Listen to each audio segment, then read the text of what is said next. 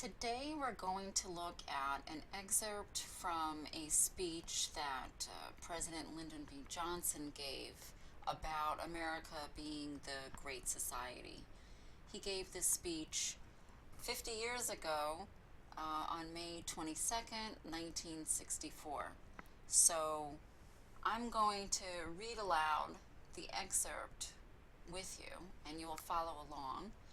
And I'm going to stop and pause, and I'm going to point out different areas that we want to pay attention to. While we're doing this, we're going to look at a graphic organizer, a double entry journal that is going to help us analyze the reading even further. So let's begin. Lyndon Johnson began this speech like this. I have come today from the turmoil of your capital to the tranquility of your campus to speak about the future of your country. I'm going to pause right there. Let's take a look at our graphic organizer. I would use that quote right away because it really speaks to me. I like how he has paired these two words, turmoil.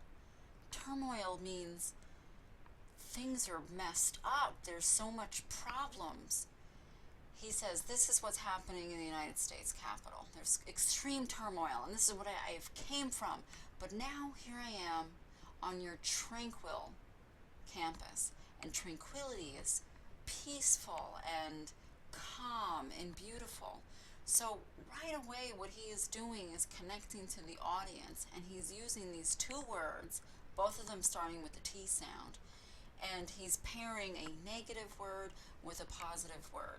And he's letting the audience know that he is talking about the future of their country. That would be the young people of that time. And how what he's about to say is important to them if they want to preserve the peacefulness and the tranquility that is on their campus and in their country.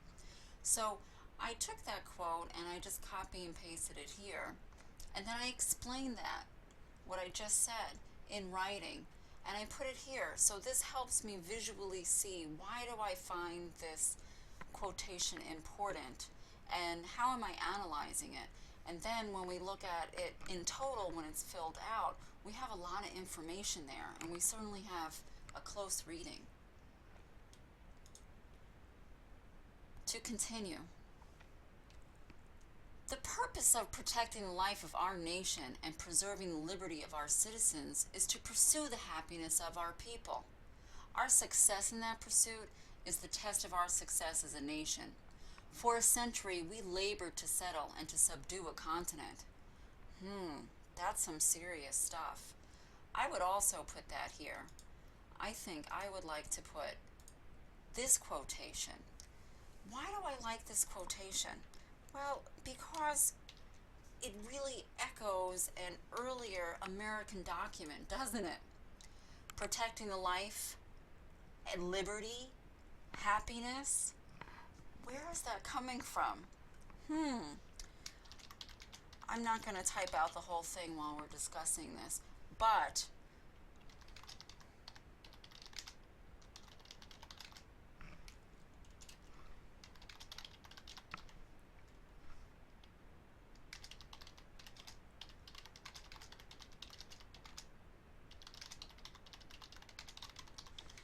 as you can see, typing is distracting, so it's hard for me to type and talk at the same time. What American document, historical document, does that section of his speech echo? I want you to try to figure that out and put that one down. Let's continue.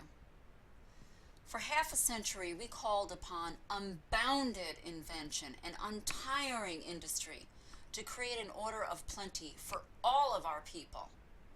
The challenge of the next half century is whether we have the wisdom to use that wealth to enrich and elevate our national life and to advance the quality of our American civilization. So when I look at that, I think this is quite genius how he is putting this together. Look at those pairings of words that he does. For half a century, We call upon unbounded and untiring.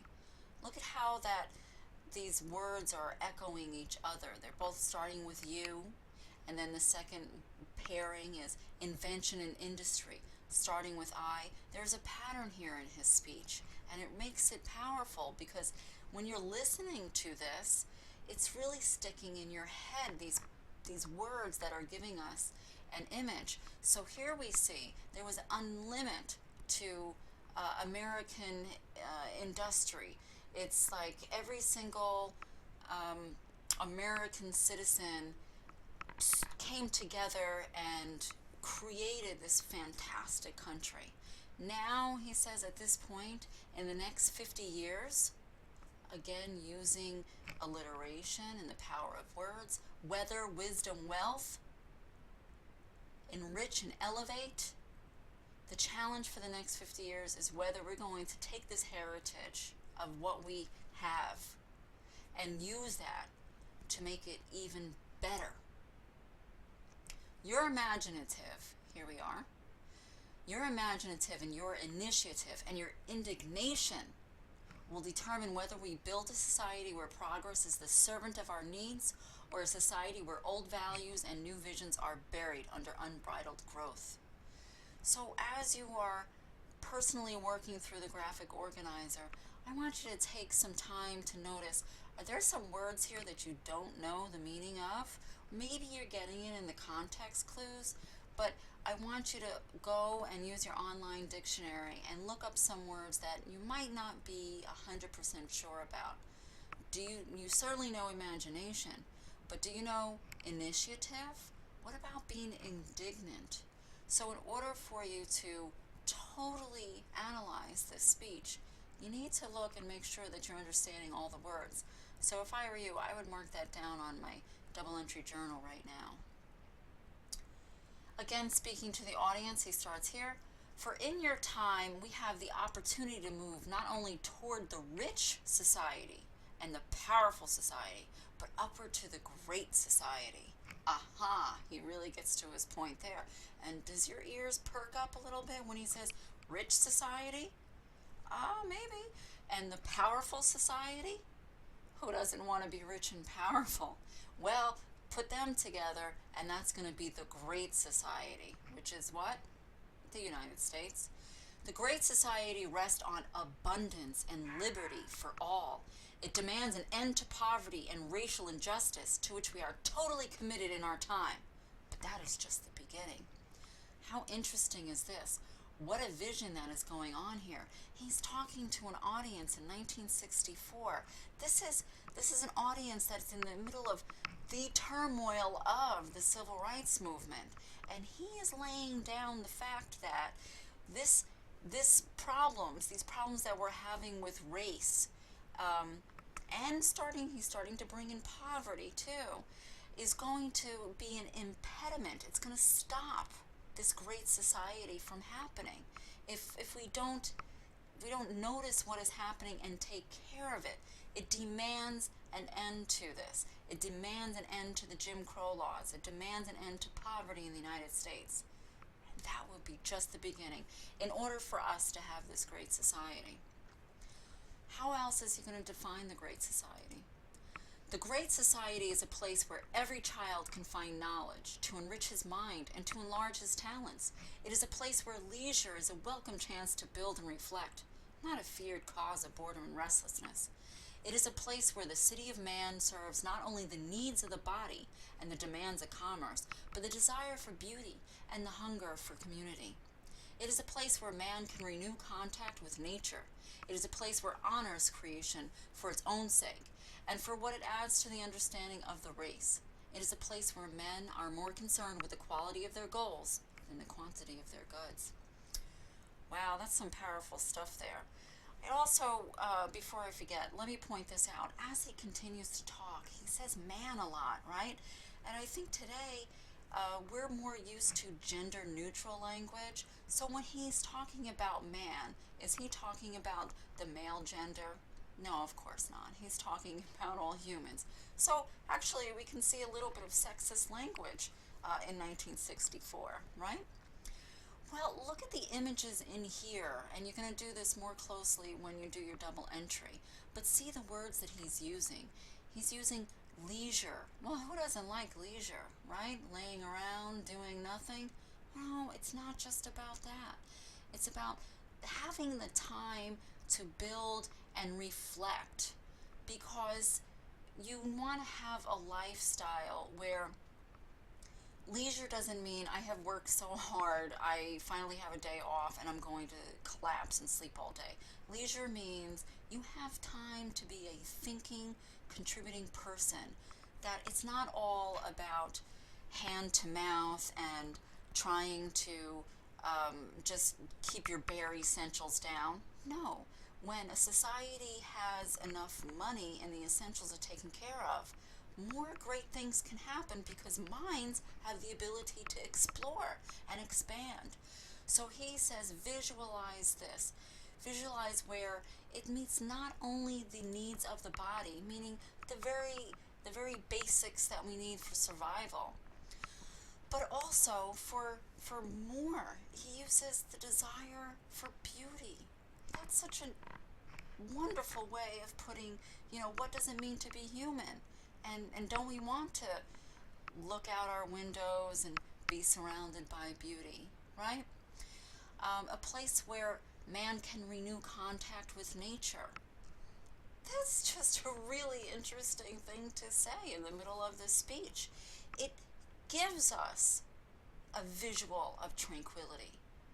Nature, relaxing, being outside. It's great stuff here, right?